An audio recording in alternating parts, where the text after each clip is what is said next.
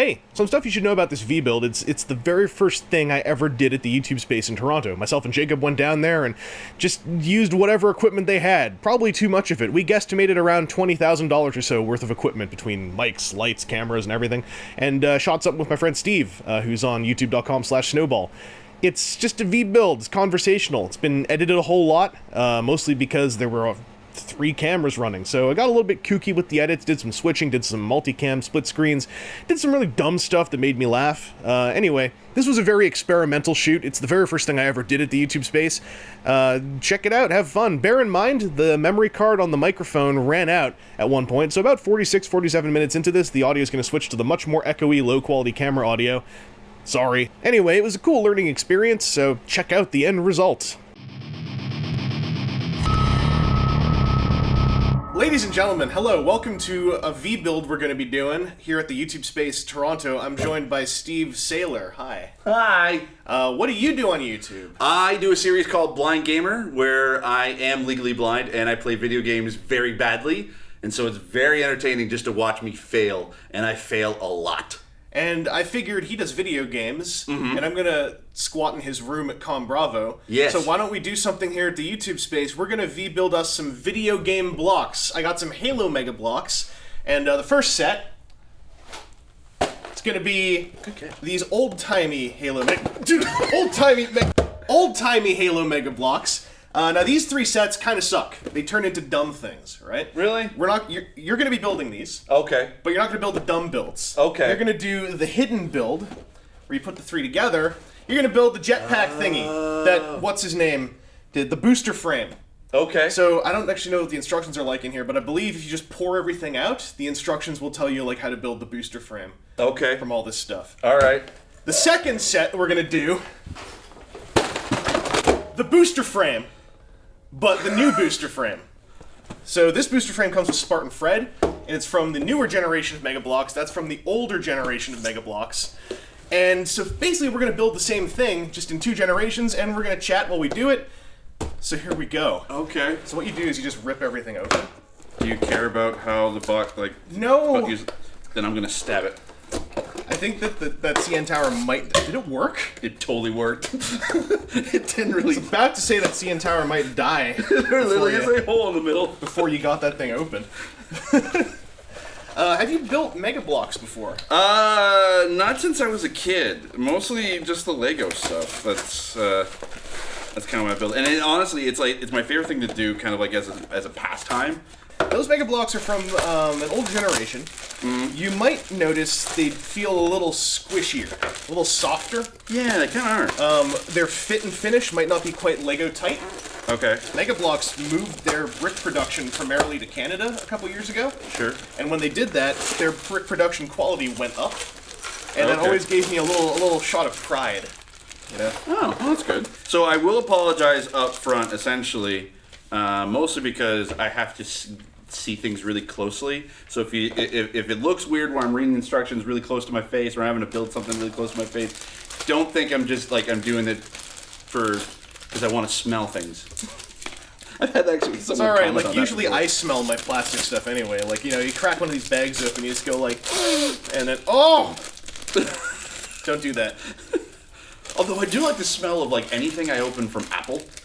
Well, I think that's like the Apple pheromone that they just put into their products. That's very possible. They're made in California. You know what the best part about shooting on a set like this is? You just drop stuff. Like these little plastic bags. Yeah. Like we gotta clean it up later, so keep track of where it's going. But yeah, these Halo Mega Blocks have been pretty fun. I've not kept up with this stuff as of late because I found, like with these sets, I was buying a lot of sets and then not actually building them. I was buying them for the purposes of building them. Yeah. And then you just didn't do anything with them? Buying more for the purposes of building them, and never actually building them. I don't actually remember these characters in the Halo. Those guys aren't named, I don't think. I was to say, like, I don't recognize this little guy at all, but whatever. That's a Promethean something or other. Okay. It's a dog. It's a Halo dog. It looks like a Halo robot dog. All right. Like this guy is Spartan Fred. I remember when this figure came out, the Halo fans were all like flipping out. They're making minifigure Fred. I don't know who Fred is. So the thing you're going to notice about your minifigs compared to mine is there's a generational gap. Mega Bloks, when they out of nowhere became something I paid attention to. If you take a look at this minifigure, this guy is basically a G.I. Joe, but he's like 2 inches tall. Wow. All his armor comes off. There's a figure underneath it. Oh, no way. He's very posable. So the Star Trek ones that are out now are like this. They're actually some of the best Star Trek action figures you're going to get. They actually look really good. I should start actually building stuff here. I know, I'm like, I really... Count studs. There are some, we'll call them pansies, who would sort their parts before they start building.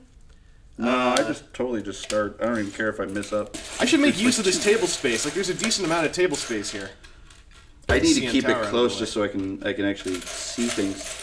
Oh, there it is. There's what I'm looking for. My problem is I tend to, like, stack everything in such a pile, I start looking for stuff that is just buried under other things. I have that problem too. Like more than half the time it takes me to be able to build anything is mostly just trying to find stuff. Oh, there it is. Oh man, it's already happening. I'm on step 1. It's already happening. And I think these go on top. I mean, if you want, I didn't want to set this up right at the front. I was gonna say this could also even be a race. Because I was going to be all like, I build Mega Bloks all the time. This ain't no problem for me.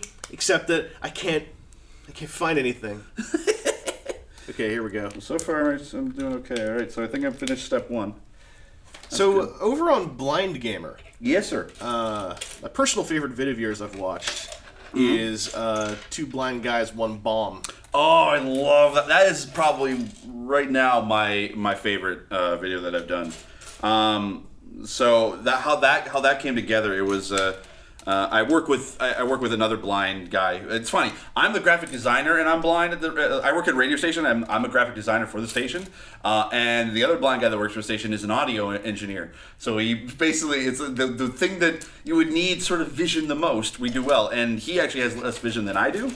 And what's funny about it is. So we decided, you know what, we'll just play a game. And there's a game that's called Keep Talking and Nobody Explodes. And essentially the way it works is that there's someone is sitting at a computer and they have the bomb in front of them. And then there's someone else that's usually in another room or just on the other side of the room that has the instruction manual to defuse the bomb.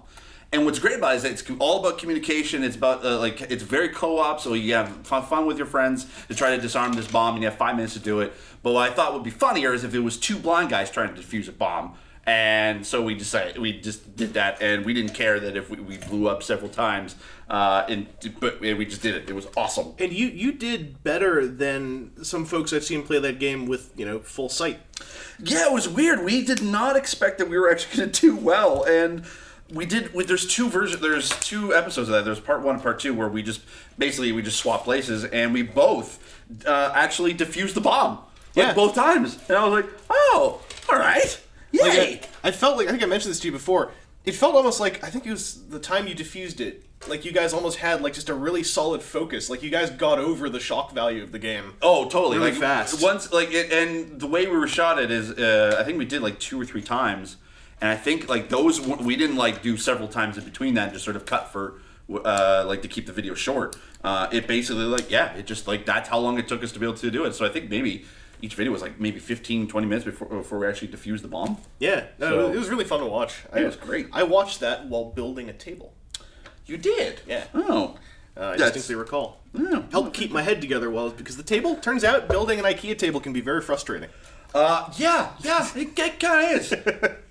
Also, I found out the parts I was looking for were actually 4 or 5 separate parts. I didn't look at the parts count for the step because I got all cocky, and then my hubris cost me valuable seconds, minutes even. All right, what step are you at right now? I'm at step 2. I am also at step 2. All right. No, wait, I'm at step 3. God damn it! All right, don't worry, I'm gonna catch up. It's all gonna be good. Probably. I will not be beaten at my own game. But that's the thing. That's what I love about doing Blind Gamer is that essentially for me, it's a perfect win-win scenario if I'm playing with somebody. Because if I win, then I'm like, that's pretty good for a blind guy. But if I lose, I'm like, that's pretty good for a blind guy. Hey, who's gonna start something? Exactly. Right? Jerks. That's who. Yes. It's in my back pocket in case I have to throw down. All right, so I think I don't know. I'm kind of doing okay. Is this so? Wait, which build is this? I want to make sure you're. I don't even know. I think. Oh, you're doing the build for the dumb thing. For the dumb thing? You're building the whatever that is. Oh, that's box. what I'm building. So I'm still. Am I? Oh, here we go. Other side. Oh, was I doing the wrong instructions? All these instructions are confusing too. Well, I just went from 1. So this is. Oh, so okay. I get. This is step. Oh, here we go. This is step 18 of these instructions. Oh, okay. So we got to bust out part 1, and then it'll. Okay, I know. Oh, what we're seriously? Doing. It's all right. I did this. I started the wrong set. I wasn't paying any attention. No, neither was I. Just like okay, step 1. CN Tower. We'll get this open. I hope that. Sorry, YouTube Space Toronto, but those are very pointy and they're quite useful for cutting tape. So I got to build what first?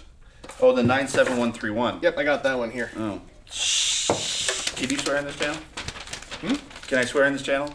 If you want to. I'm not particular. I don't really swear that much, but I don't either. I'm just like I just wanted to. There we go. Just in case. So I literally got to start from that one. With this bag. That bag. All right. Okay, fine. I gotta put this aside. Crap! Now you're ahead of me. Ah!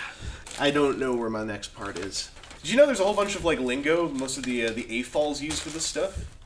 AFOLs? What's AFOL? An AFOL is an adult fan of Lego. That's what Lego fans refer to themselves as. Oh, no way! I think it sounds insane. It kind of is. Like, it doesn't sound like the thing you would think it would sound. I am an AFOL. Because I'm a Transformers fan. Am I supposed to call myself a T-fall? Or, no, an AFOT. An AFOT, Adult yeah. fan of Transformers. Yo, maybe you're just a Lego fan. Like, I mean, the thing is, like, bronies, I get. Yeah. Because that makes sense. But, like, an A-fall or a T-fall? Well, AFOL, I think, is hilarious AFOT? also because it's so mathematical, and it's so... It sounds like an engineer thought of it, and engineers or like some sort of military thingy. But engineers are drawn to Lego. At least, I know an engineer who's drawn to Lego. I'm making vast generalizations about Lego collectors.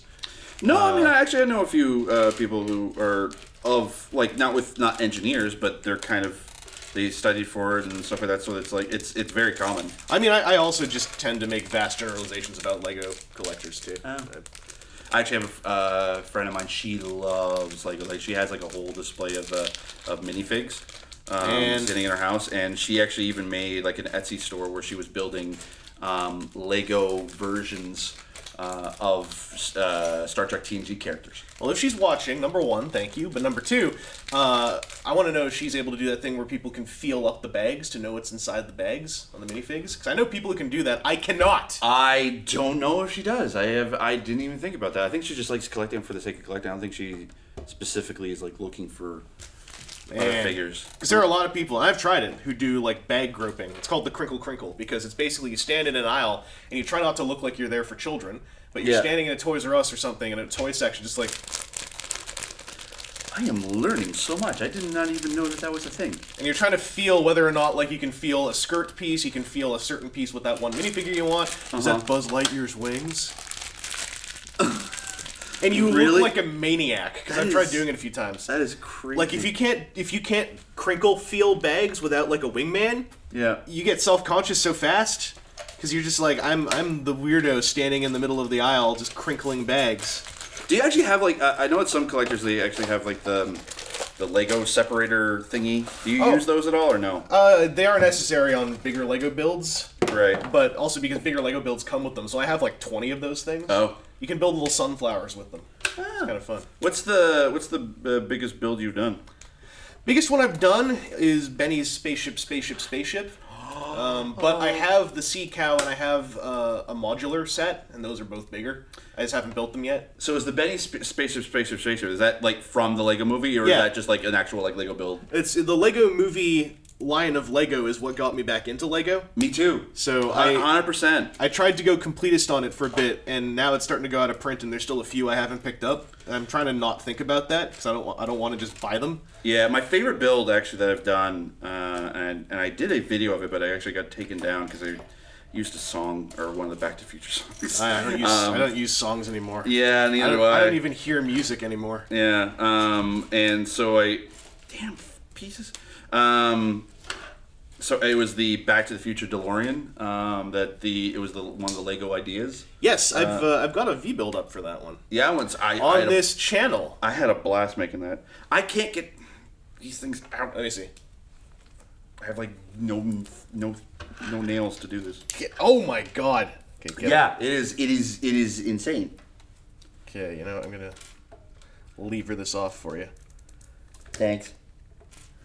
All right. So how big is this piece? Is this a 5 or is this? Oh, right. I got this.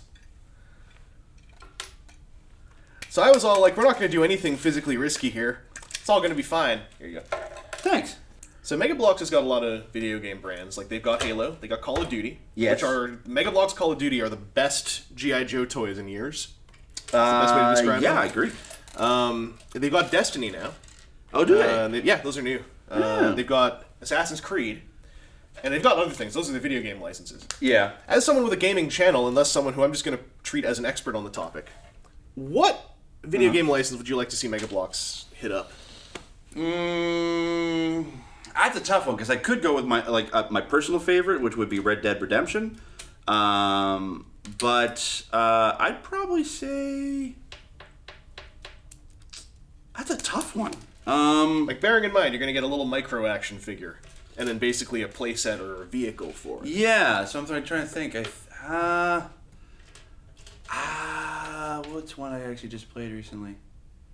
Recent is good because those are also licenses they can get. Yeah, that's what. Yeah, I want to say.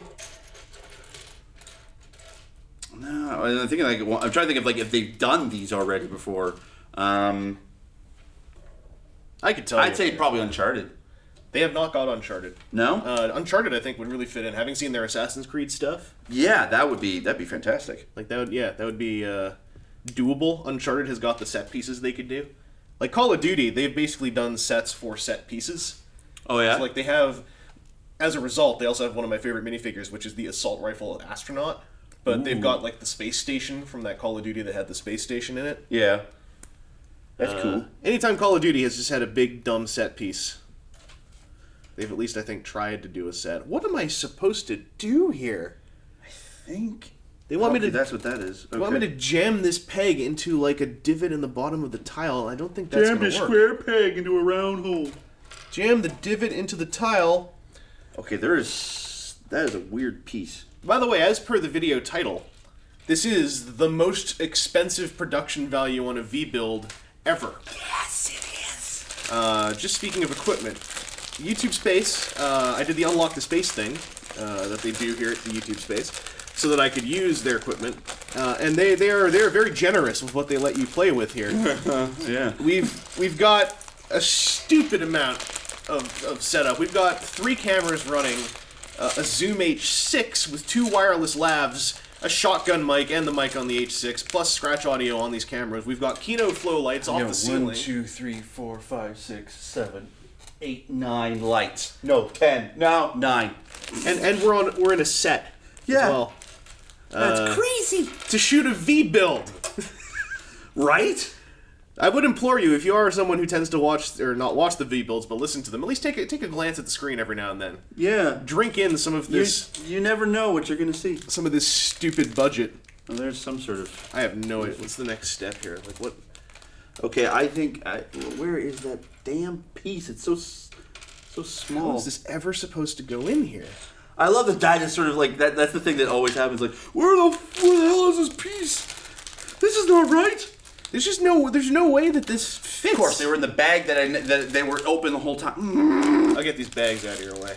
Just put them into the garbage can. Yes. I was worried. I'm like, did I just throw something down the ground that I'm gonna need later? That always happens to me. I've done that, where I thought a Lego bag was empty, and it wasn't. Ooh, that sucks. I have... What? Did I use the wrong tile on the bottom of this? What's going on? I think I used the wrong tile on the... Okay, so these are 1x3s. This one has holes through the studs. This one doesn't. Oh. I needed the one with the holes through. I was trying to jam this thing into a solid object is what I was doing. All right. I'm now at step 3. I am at step 7, but given my current pace, you may well get to step 7 by the time I finish step 8 or 9. It's just trying to. It's now. It's like kind of reorienting myself because I was fine before with the small little pile, and now it's just trying to be able to find the specific pieces that I need. You're hitting the problem of Mega Bloks that they still have, and I think I'm starting to suspect it might be a case of actual legality. Mega Bloks, as far as I know, they still can't number their bags. Yeah, I always kind of find that weird. It's like they don't. You think you would because Lego numbers their bags. So my running theory now is I have a suspicion Lego might have trademarked that or patented it. Numbered bags, but doesn't IKEA technically number their bags? They number their boxes, and not for building blocks, because there's contexts as well. Right. I believe I'm halfway talking out of my anus when I say that, because I don't actually know legality. I've just heard of it on television. Right. So I've got the basic chassis going here. Like this is the booster frame. It's got a nose. It's got this. Oh, I've got. You got the nose going. Yeah. We can hold these next to each other. There. Yeah. Okay. So it's somewhat similar. I'm about to add red parts too, with pegs. Oh, I got sticking off one the red sides. part on the bottom. That's about it. And then I just need to find a flat piece. Do they have names for these other than just flat piece? Those are again, the AFOLs have come up with terminology for all this stuff. Right. So that would be a flat 1x4 tile, I believe, because it's got no studs on the top. It's called, I think, a tile. Oh, okay. Or because it's thin, it's called a tile. I can't quite remember. Did you know there's a term for the build style where you don't have studs on the top of your main surfaces? Like, say you're building a car. Yeah. In Lego, and then the final result is all smooth on the top. Right. That has its own term in Lego fandom. What's the term? That's called a snot build. A snot build? Studs not on top. You think you would come up with a better name than that? Same people who call themselves AFOLs. Fair enough. Wait, it might be under here. Oh, here. Found it. They're in this pile. Here it is. Son of a bitch. That means a female dog. That is. Oh, sorry. Son with a B with an itch. That's actually worse. My mom does that. Oh, really? I came up with that when I was like 5. That's my mom doesn't like swearing. No, neither does But my mom. every now and then she encounters people in life and in work that she would like to call something. Mm-hmm. And that's one of her go-tos. That is fair. I haven't talked about the YouTube space much on my channel yet. No, you haven't. We've been coming out to this place since May 2016. And, yeah, that's when it opened, I think, right? Yeah. Yeah. This has been a real interesting experience, this place. It's actually how I got to know Steve better. Because I think I met you briefly at Con Bravo 2015. Yeah, that sounds about right. I'm sure I did, but I met a lot of people briefly at Con Bravo 2015. Yeah, I was 2015. I kind of I was only there just for the day. Like I've been there like several times before. Yeah. But I was but last year I just only was there for just the one day instead of the full weekend. But no, I love Con Bravo. It's like one of my favorite cons that I do frequent. All these lights on my face. Ooh, yeah. Are you sweating? If I had that's because I'm wearing a jacket too. I also just ruffled my my lav mic. That's real smart. Oh yeah. I probably have my chin on my mic at some point. But no, I'm getting some. What's the nice way of putting it? I'm getting some glow. Yeah. I'm getting some, you have a nice shine to you. Shine was what I was about to say. Yeah, it's getting some shine, some glow. Yeah. Looking real sweaty. That's actually well. I mean, that's the thing about the YouTube space. At least it's nice and air conditioned. Yeah. This is better than shooting outside right now. Toronto right now is uninhabitably hot. Yes. I'm doing some snot building here. We got some smooth tiles on the top of this thing. All right, I cannot find this dang piece. It's a 2 slanty 1x2. I find there's a clear one. Slanty one? Like that? Yeah, but I found a clear one, but I can't find the actual. The AFOL term for that is a cheese wedge piece. Sure. Okay. Oh, I see it. Where? I see it. It's over there, right by that little red piece. Thank you. I just zeroed in on it. I was like, wait. It's like a cat when you turn a laser pointer on. Like, wait, I see it. Oh, you were so far ahead of me. I've got like this. I got this thing for, hitting people in the back of the head in the soft spot and taking their wallets. I have to build a little thing to go on the back, and this is going to slow me down because it's finicky. Okay. I am on step 5 at the moment.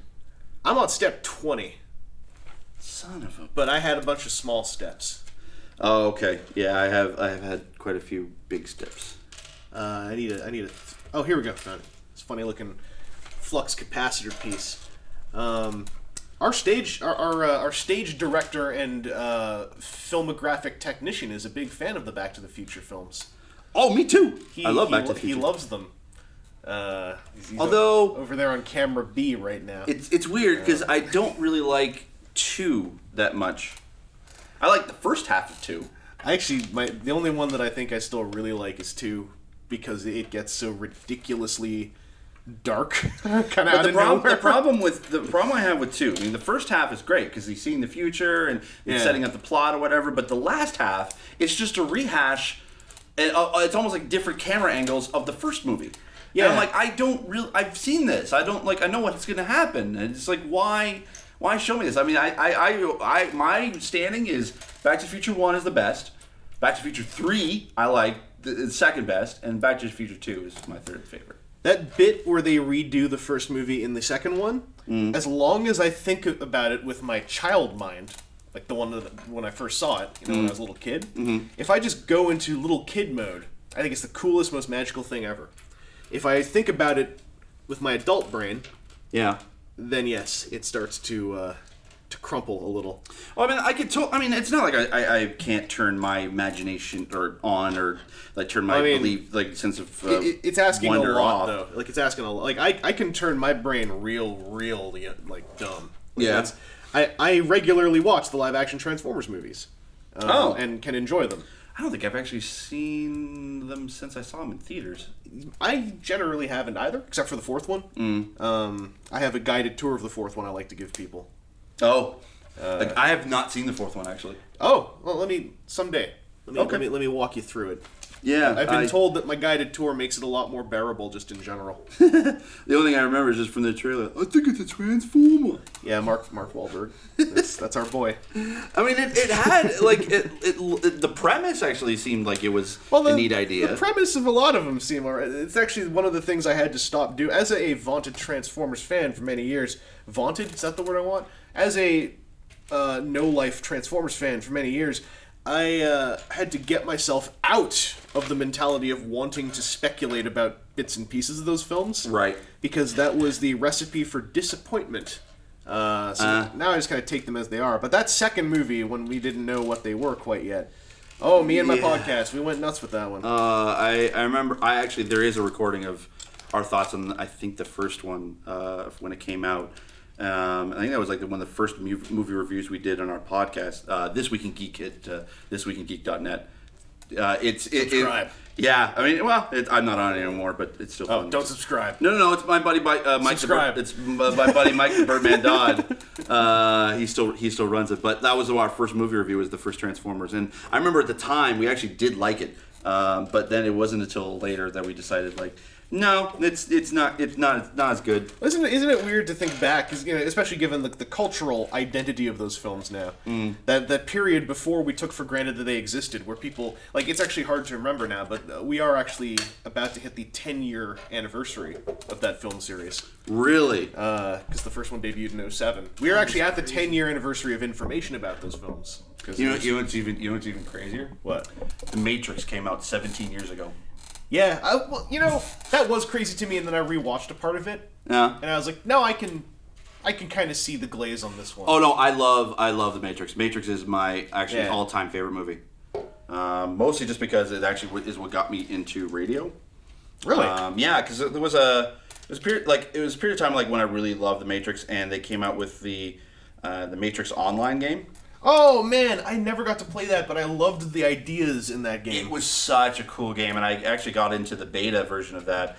And what I found was that there was actually a community of players that started up an online radio station within the game. Oh my god! So basically, there was a ton of DJs that were like, there was maybe a group of 10 that we would go into each of the servers, and we would just go to the clubs within the city, and we would just do DJ sets, and we treat it like a real station, as if it was like a station within the mega city of the Matrix. So we called it Radio Free Zion, and I've heard of that station. Yeah, I was DJ Snowball.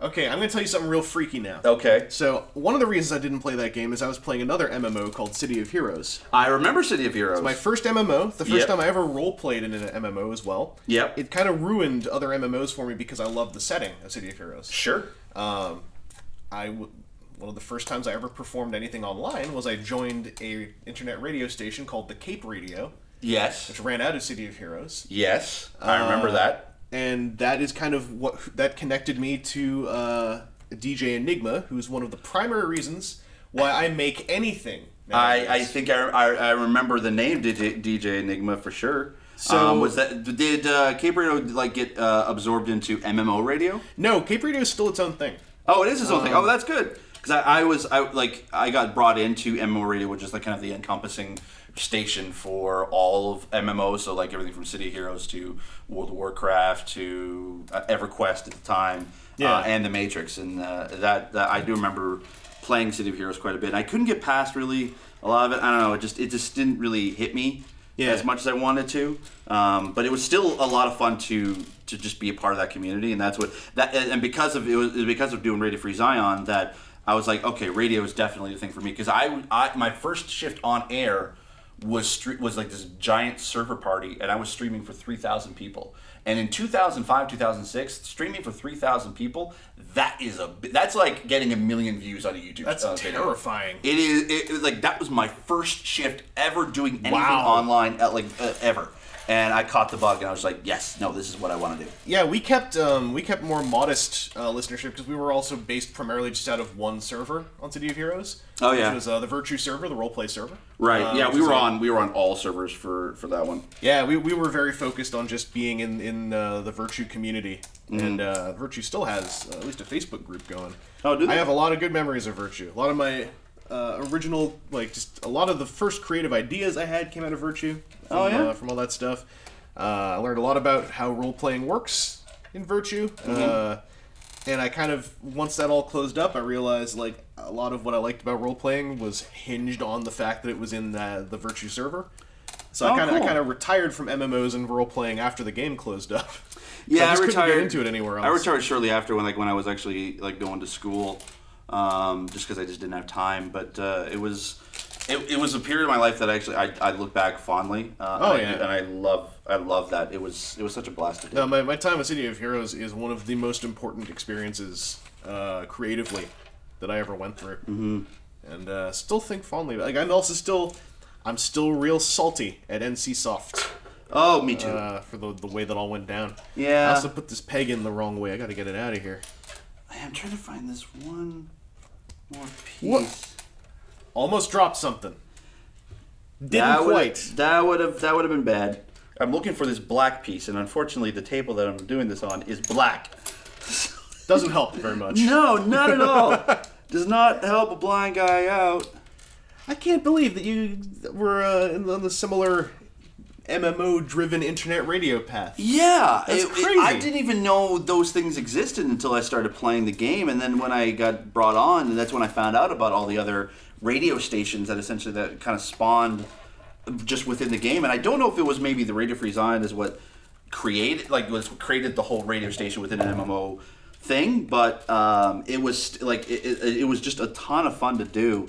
And be a part of, and I learned so many things. I learned how to do audio production. I learned how to actually program a radio station. I learned how to use my voice and be a proper DJ. And it was such an eye-opening experience for sure. DJ Enigma over at the Cape, who produced a whole lot of the audio segments while she was still connected to the Cape, was is the one who inspired me to create any kind of media. It's when I was staying with my friend Jacob in Japan in 2007. Yeah. And I really kind of got kicked off on that stuff. And, there are other folks Jacob included, who kept me inspired, but it was DJ Enigma who really was the one that convinced me to just do it. You know, and got me out of that initial slump you'll be in of like, well, I can't do this because other people are better at it.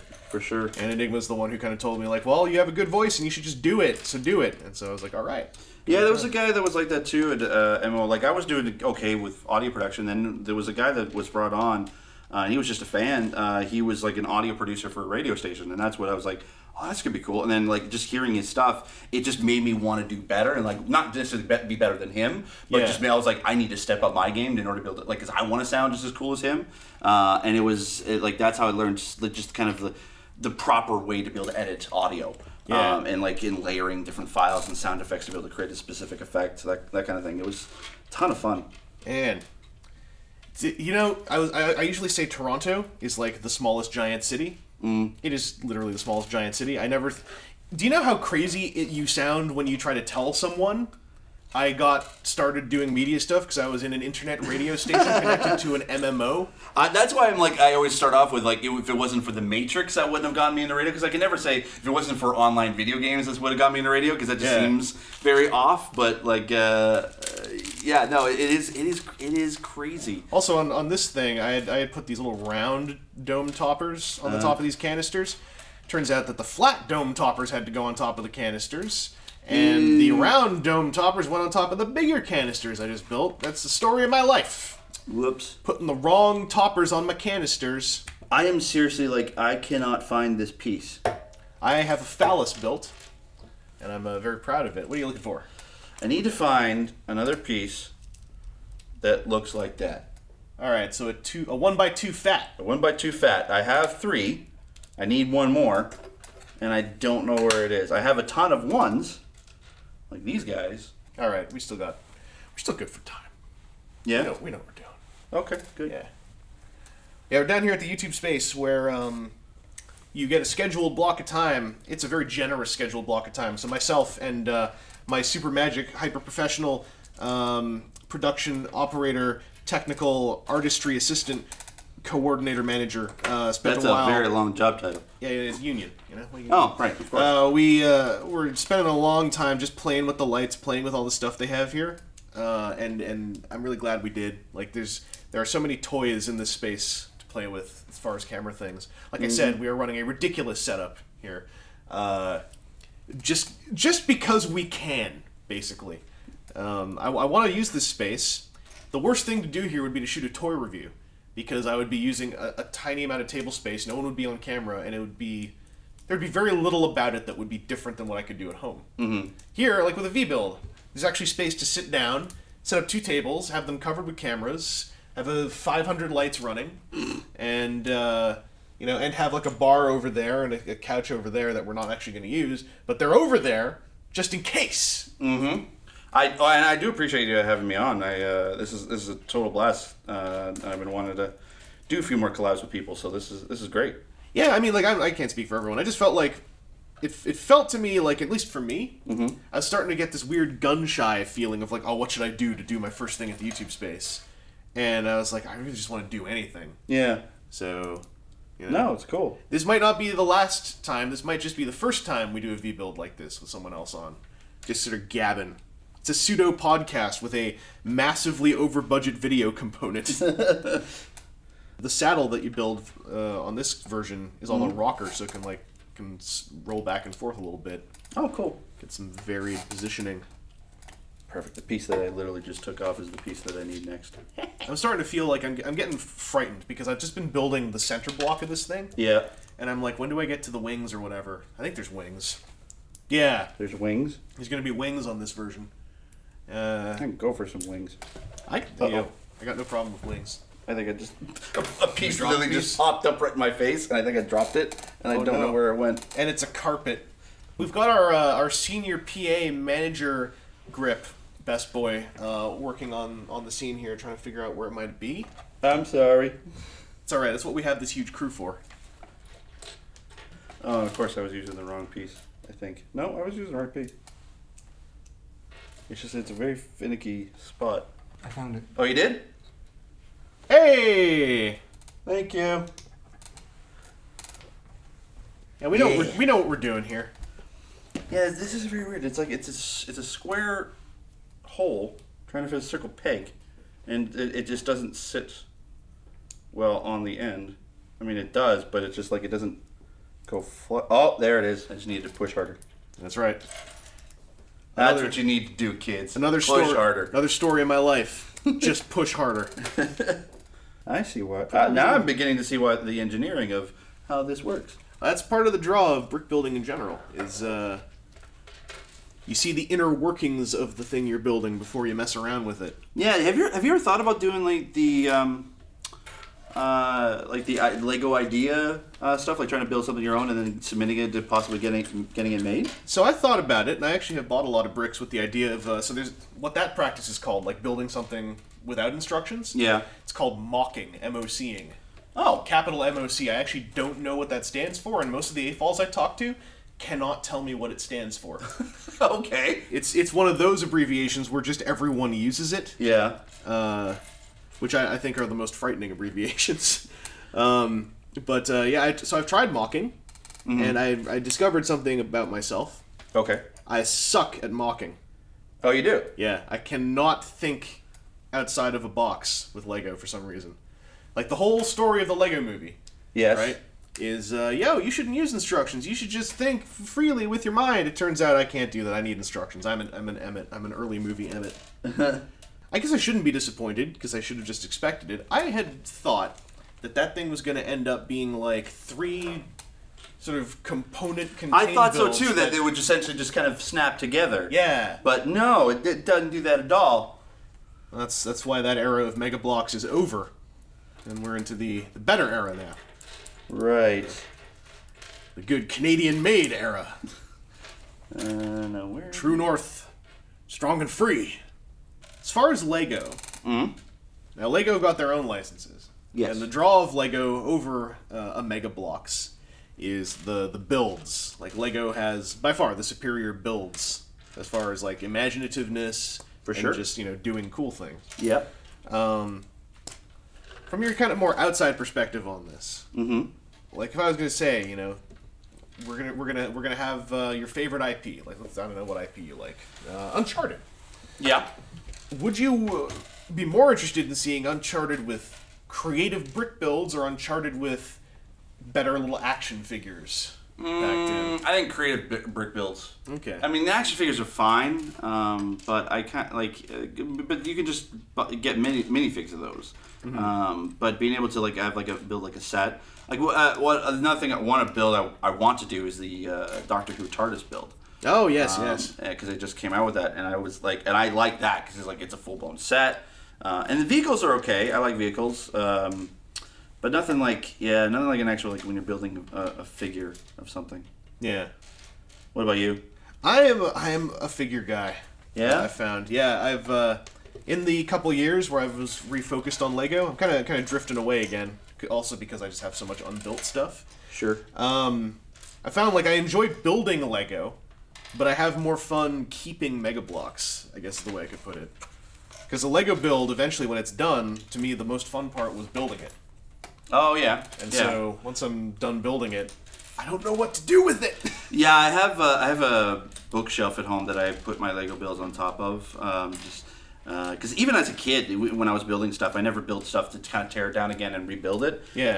I always would kind of put it on display for a long time. I would never touch it. I would never take it apart until we were moving it or it fell off or something. But yeah, I always like putting things on display. I think I got that from my dad as well because he loves building models. Yeah. And he has 3 cabinets full of models. Every time I come home, he's always got a new one that he's built. I think he loves space stuff and sci-fi stuff. So he has a giant Apollo Saturn V launch pad. Yeah. It's it's this tall and it's huge and it's a pretty massive. It's a pretty difficult build to do for a model of that size.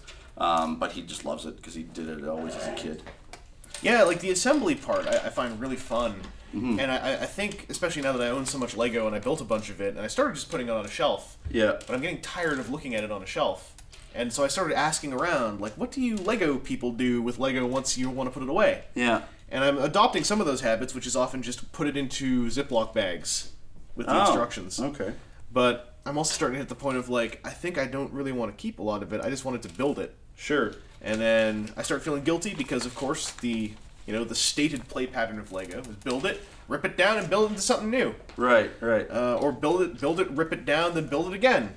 And I've noticed that there is now a growing contingent of folks who are kind of like, well, I don't really want to rip it down and build it again, but I don't want to like just put it away. Mm-hmm. I don't know what to do with it. So, like in my case, I'm just going to be, whenever I get my time organized, I'm going to be doing a big Ziploc thing. Just like putting a whole bunch of Lego away in Ziplocs. Oh, okay. Until I figure out what I want to do with them again. But I feel like that's my disconnect from that community, is like I just don't know what to do with the Lego once I've had the build experience. Right. I'm the yeah. No, I just like displaying them. Yeah. All right, I am okay. So I need to find a piece like this, but black. Oh, here it is. I just noticed it. It was sitting so far up front. This is the last place you'd look. It was literally right in front of me. Like, you know the saying, it was right under my nose the whole time. That was actually the undernose area of the table. This is what happened. Well, that's the brick experience. You just get focused, right? Right. You're like, it's got to be out here in the sea of parts. That's the only logical explanation. Of course. Why would it be anywhere else? Turns out it's somewhere else. I was about to ask if we have any questions from the chat, because I'm so used to there being a live audience. Oh, you do these live? Sometimes I live stream these. Oh, okay. Sometimes that's a mistake. Sometimes it's wonderful. Corinne usually helps me with those. Oh. So that I can... Because I've done them live by myself. Yeah. Doing them live by myself is a great way to slowly stop reading the chat and slowly stop paying attention to the audience. I find that too whenever I'm doing like live streams on my channel. People can tell like when I'm not responding to people, it's generally because I'm so engrossed in the game that I'm just like I need to focus. Yeah. But there are times I'm just like I just don't care and I'm just playing for fun that I can totally just have a chat and play and I don't care if I win or lose. One of the hardest things to do, I've found, and from what I understand, especially with gaming, is to do a task and talk at the same time. Mm-hmm. It's a surprisingly difficult thing. It's a thing that comes with practice mostly. Yeah. Because I mean, it's the same with being a broadcaster. It's like you're essentially having to think about two different things at once. Yeah. And talk at the same time and keep talking, but without having to hopefully try to repeat yourself. And it's like that's why like I applaud a lot of newscasters, because essentially like especially when they're doing something live and they're covering like an event or just something that's happening in the moment, because it's hard for like it basically it's called vamping. Yeah. So you have to try to vamp to keep going and just keep not having from dead air. Yeah. And that is a very tough skill to master for sure. I find it's even tougher when you've been able to do it now and then, and then you hit the time where it just ain't happening. Yeah. Because then you're like, I've done this before. What's going on? What's wrong? Yeah. And yeah, you just start freaking out. That's actually where I found improv class is quite helpful, because it's not so much that they help you be able to vamp, so much as they help you be able to be cool with the times where it just ain't happening. Because tunnel visioning in on that stuff is a great way to exacerbate the problem. That's a word I learned from Shaun of the Dead. Exacerbate. Exacerbate, yes. I think I've been building wings. You think? But I'm not sure. I honestly... Nope, not done yet. Oh god, more pieces. I don't know if I'm... Okay, I guess I did this right. No. Maybe? I think you did it right. No, I put this thing in the wrong thing. I've done that. There we go. Ha! Alright, now I'm ready to move on to step 10. Or step 9. Excellent. Oh, sorry, I think I'm building the, the engine? Yeah, the little engine thingies. Yeah. Because also this kit, like, this is their first take on the booster frame, and I think, if I remember my second-hand, third-hand Halo knowledge right, This kit came out when that booster frame had not really been in a game very much. Okay. It had been in like Halo Wars or something. Yeah. And then this kit was after it had been in a full game. I think. Okay. So like they had better material to work with as well. I don't know. I might be completely off base. They don't make these instructions easy.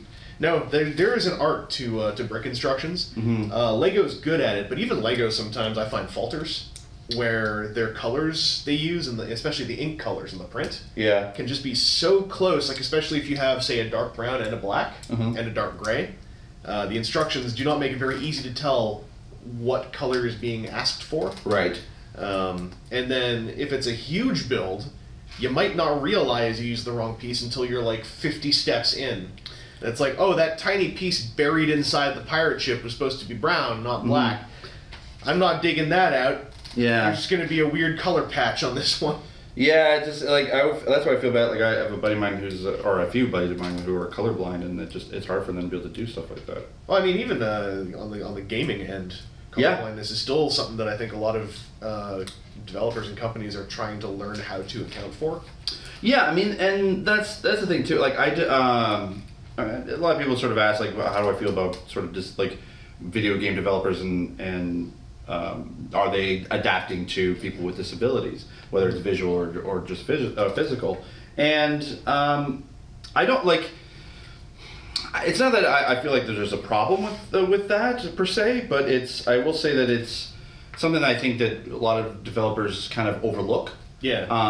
There's right now Overwatch is probably the best at it because they have like a massive accessibility options that you can choose from. Like I have a friend of mine who is like paralyzed. And he loves video games, but he can't play any of them. Overwatch has an option where basically, like he doesn't have to like he can be in a chair and he doesn't have to move except for his eyes, and it will allow him to become a sniper, which is something he's never been able to do any FPS. And I think actually it went viral, believe it or not. Accessibility in video games is like it's a conversation that I more so spectate than anything else because I don't generally.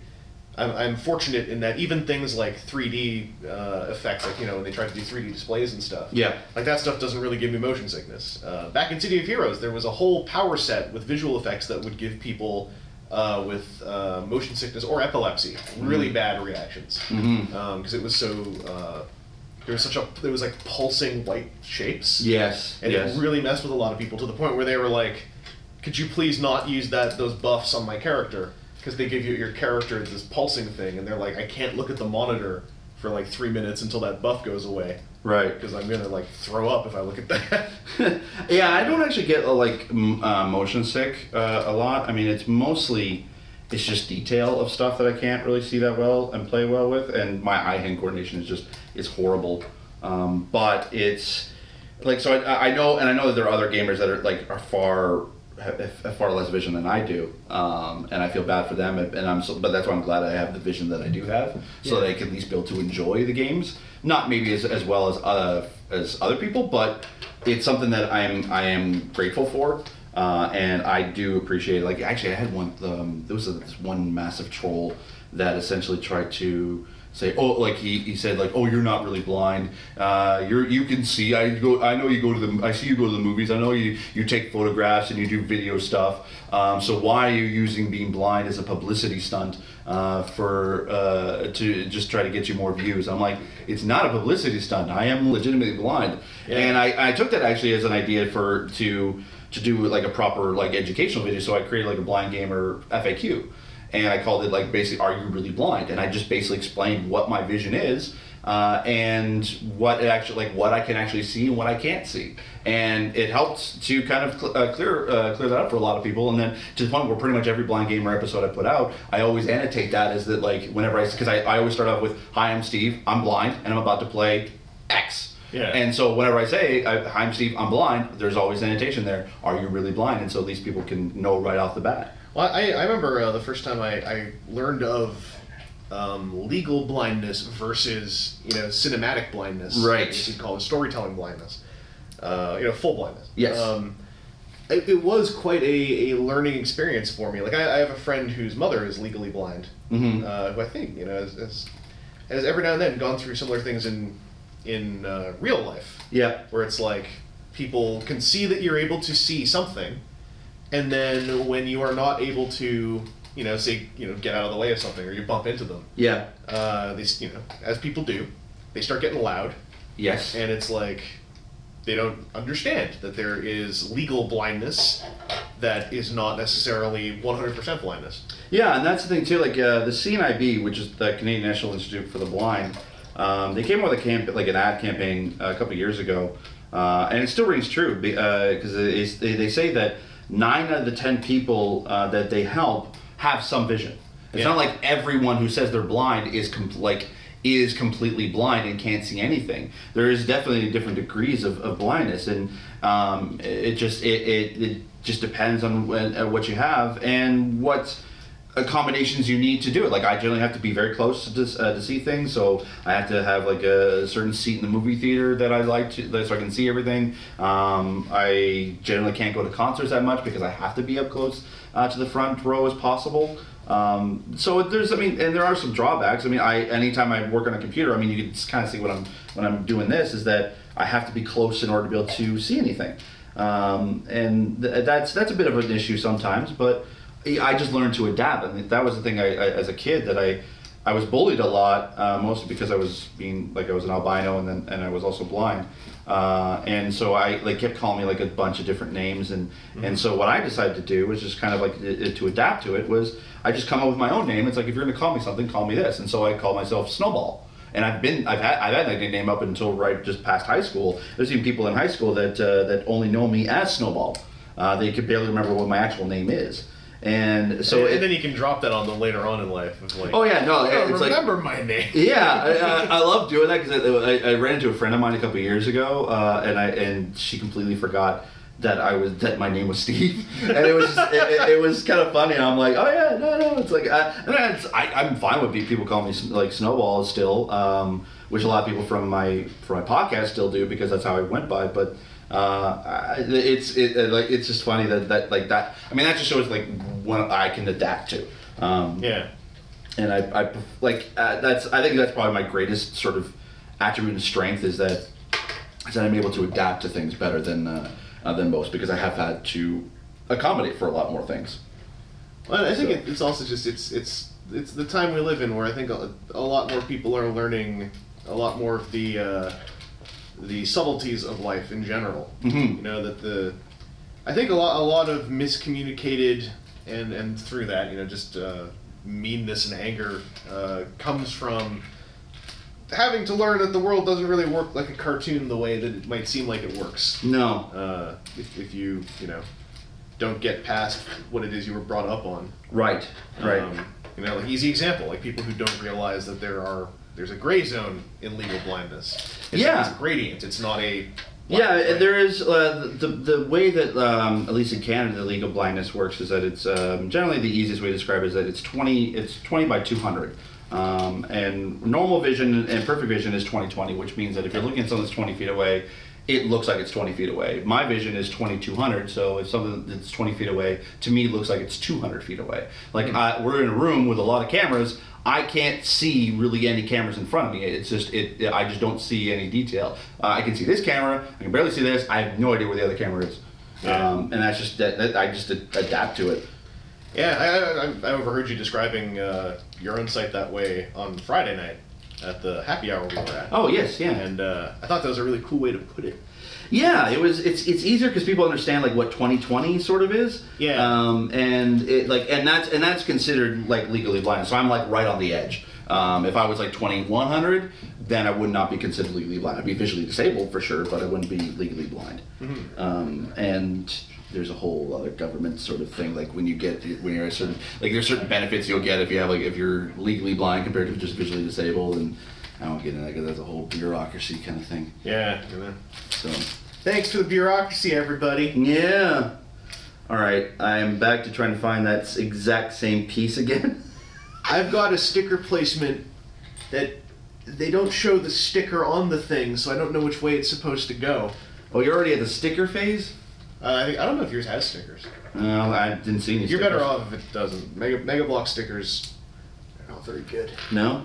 They last year just phased out stickers, and they went for just printing details on the blocks. Yeah. And thank goodness they did that, because I never have been a fan of their stickers. On Lego as well, not a fan of stickers. Really? But, on Mega Bloks, their stickers also sometimes would just like not take. And there's nothing more annoying than stickers that fall off after you think you've attached them. Yeah, I mean, stickers are, like, I always try to get other people to put the stickers on for me just because it's a lot easier to do it that way. I'm also really particular about sticker placement. Mm-hmm. It bothers me if they're crooked, which is a terrible Oh, thing. me too. If you're a person who collects figures that have stickers on them, you're better off if you can just deal with uneven sticker placement. Oh yeah. I'm like, as a graphic designer by trade, I am one of those. I need to have everything specifically in order. Otherwise, I'm just like, it will bother me to no end. So if a sticker's off, it's I'm gonna fiddle with it until I fix it. Yep. I mean, I learned ways to fiddle with stickers such that they will not start breaking. Mm-hmm. Use X-Acto knives and things. Mm-hmm. But then eventually it's kind of like, this is a $20 Lego kit. And I'm sitting here with an X-Acto knife trying to very particularly place the stickers. Yeah. Now I'm trying to figure out how to place the pilot on his seat, because he's got this whole kind of like bendy armature that plugs into his back. Yeah. And the seat seems to be quite happy to fall off of its rigging. This is kind of a very weird step. I have no idea what they're planning on doing with this later, but I think there's a flight stand component. see this sort of guy right there? It just sort of like just sits on top. I think that's the saddle. Oh, it's the saddle. Yeah, that's where he's gonna sit. Oh. Okay. All right. Well, I'm done step 10 finally. All right, we finished instruction booklet 1. Now where's 11 to 17? Where do I put the gun? There's nowhere to put the gun. There's got to be a peg hole somewhere here for me to jam this gun. There's also a thing here where they're saying I can remove these interstitial bits on the wings. Yeah. To just plug in the booster bits. It's 18 and 19. So I guess I think that makes it look more like what this build will look like. Oh, okay. I can do that once we get there. 11, here we go, 11 to 17.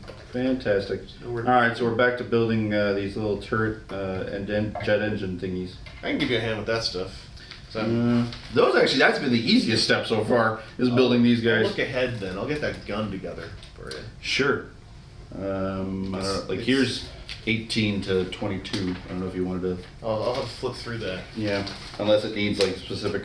We're gonna committee this. Oh, you know what? Mm-hmm. So this thing says it's like 4 steps. Most of this is just building the backdrop piece. Oh. I can just do that. Sure, yeah, go for it. It's building because the upside of yours is it comes with a flight stand.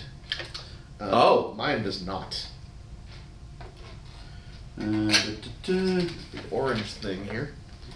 For those of you watching at home, hope that you guys are having a lovely evening. Yes. Like I said, I'm hoping to do some more of these here at the YouTube Space TO. Just in general, I want to use this space some more. Mm-hmm. This isn't the only thing I'm going to do here. This is just like, this was an obvious and easy thing to do that would involve another YouTube creator in the area that I've been getting to know. And I'd like to give this another shot. Maybe with some more people. I feel bad for any of the people who are at YouTube where I'm watching this right now and having to go through this with a fine tooth comb. Oh, I feel bad for legal. Yeah, I was saying, like, that would be like, man, having to sit through like an hour of this. Whoo! I mean, hopefully we're not making it too bad. I hope you like the part at the beginning when the box hit me in the face. Like I could just run that in a loop in a little window down here or something. I'm not going to do that. At least it's entertaining. Yeah, man. Hitting people in the face with boxes generally, pretty funny. Yes. I need to just grab all the clear parts. Okay, go for it. I think I'm now building the gun. Building guns, having just done it, is pretty fun. Oh man, yeah, this is just a split instruction sheet, because the top instructions here are whatever it is you built at the end of your part, is just stick them on the body. Oh. So you're on, like, that sheet you've got is the last of the legit instructions. I apologize, I'm taking longer than normal to do these. Oh, no worries, no worries.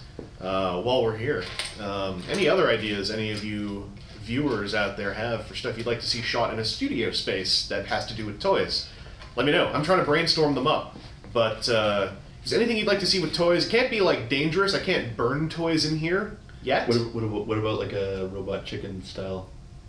That would probably take longer than the allotted 4 hours that I would have. Yeah, but at least you can be able to shoot. Oh yeah, no, you'd have to set it back up again. Yeah. You have to do it. Yeah. Robot Chicken can do that stop motion because they have dedicated rooms for that stuff. Yes, very true. But if anyone out there has ideas for what we could do with the studio space, or perhaps people you'd like to, or genres you'd like to see me talk to here, there's a lot of creators out there, and I want to connect more people together. I've had some ideas, but I'd like to open the floor up as well. Yeah, I'm trying to think actually, what could you do?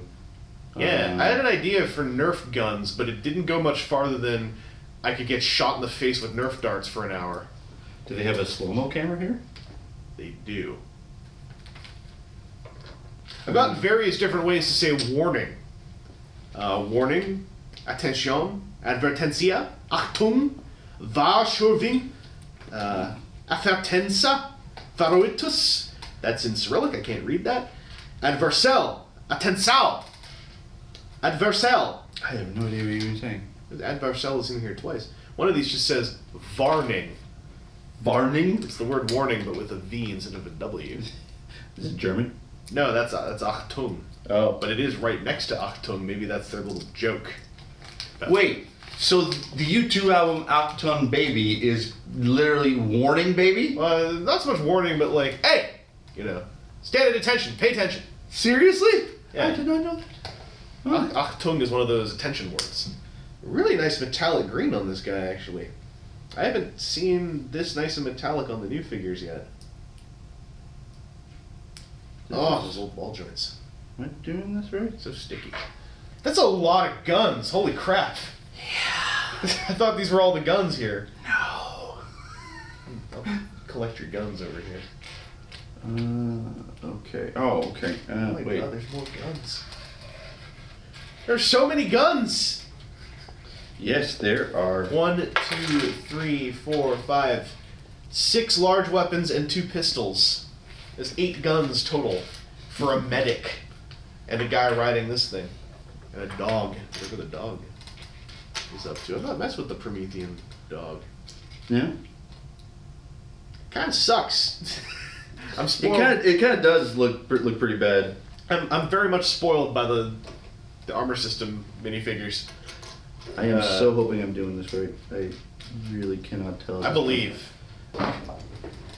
Who put all this garbage on the floor? I feel like that. That's kind of weird. Put that in my pocket. This is now the boring portion of the video, and he's trying to help me to be able to actually fix something.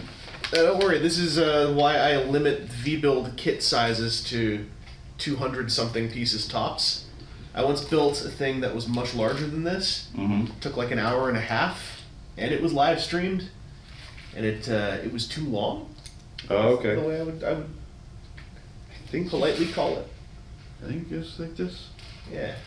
I'm looking at the top of this. This looks like it's right, and then that just sort of. Okay. Okay. All these bricks feel weird. Yeah, they do. This is old Mega Bloks. Yep. That looks about right. Yeah, I think you got it. Cool.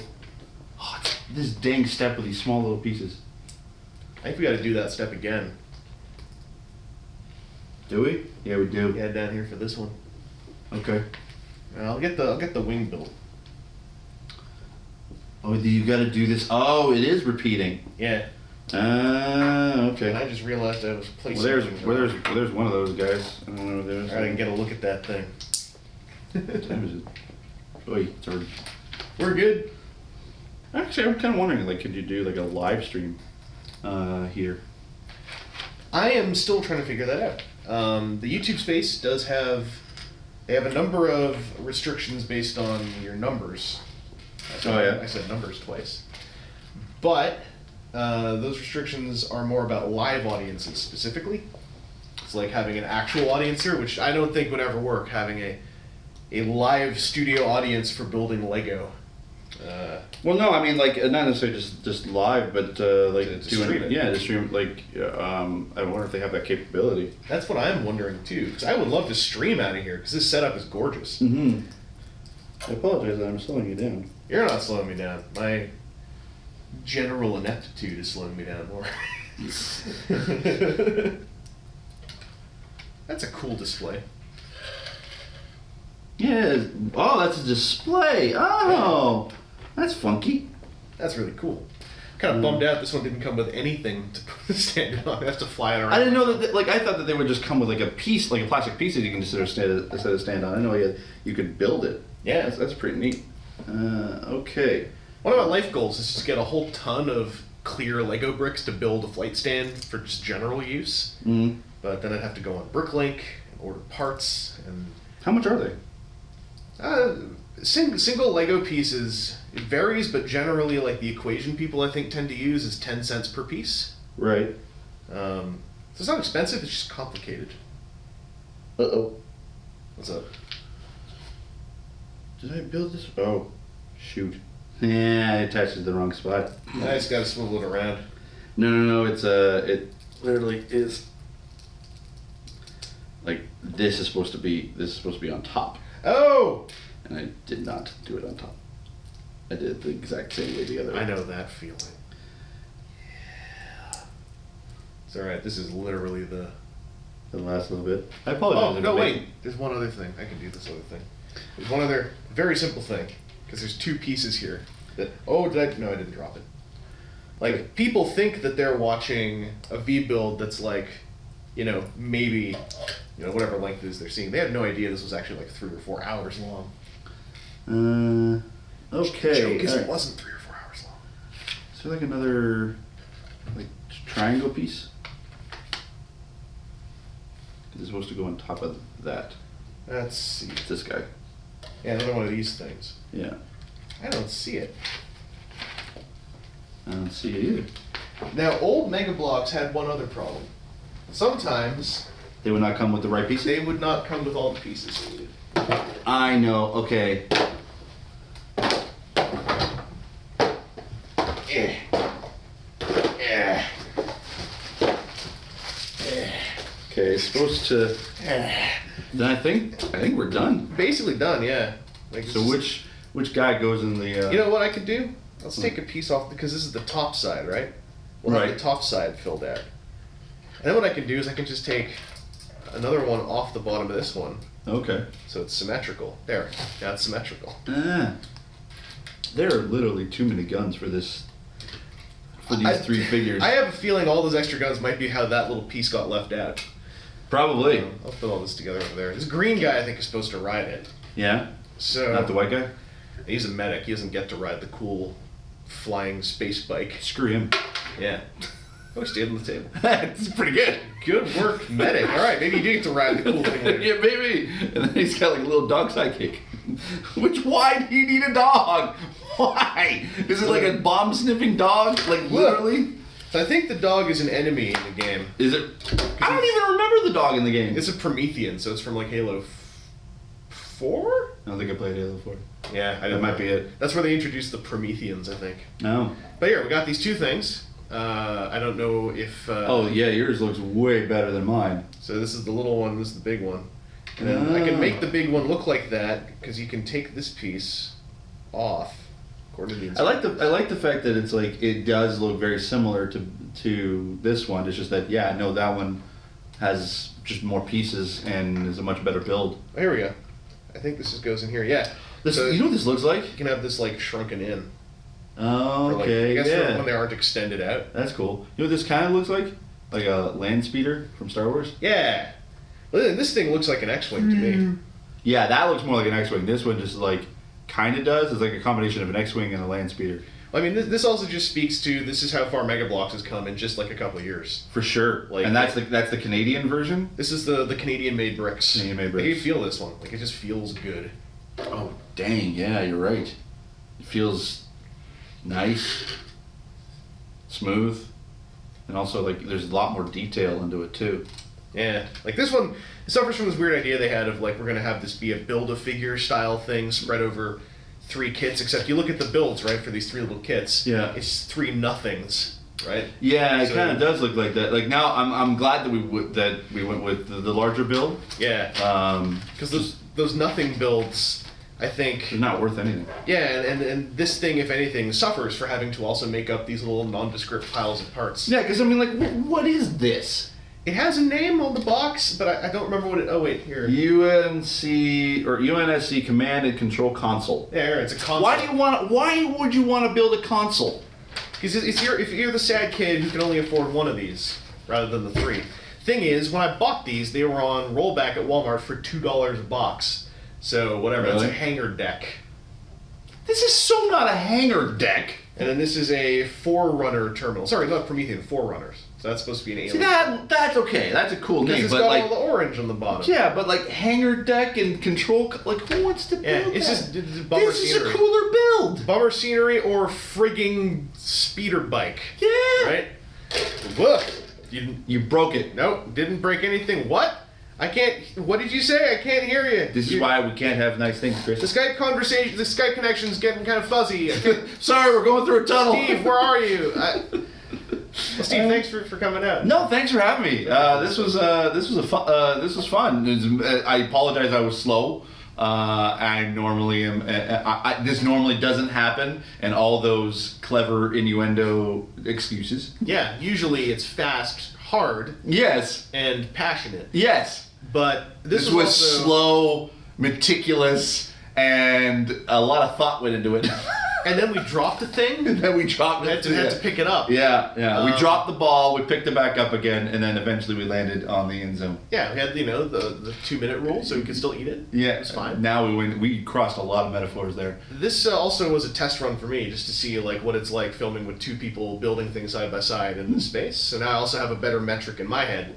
So thank you for being patient 0. No, not a problem. I just I apologize again that now you know. Like now I know. Okay, don't invite Steve back again. Stop being so. That's Canadian. your. Stop being so Canadian. All right, fine. All right, no apologies. Yes. Just owning it. I built a speeder bike. I did. You're welcome. With his help. You're welcome, Chris. Welcome, Chris.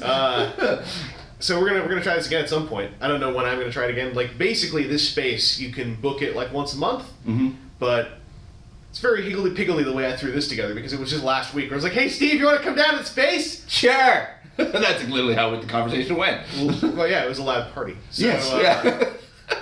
You'll see this space again. Yeah. And as I said before, if you have any ideas out there for things I could do here, like I could shoot reviews here, just I don't see why when it's such limited booking. I'd rather do something more interesting with it.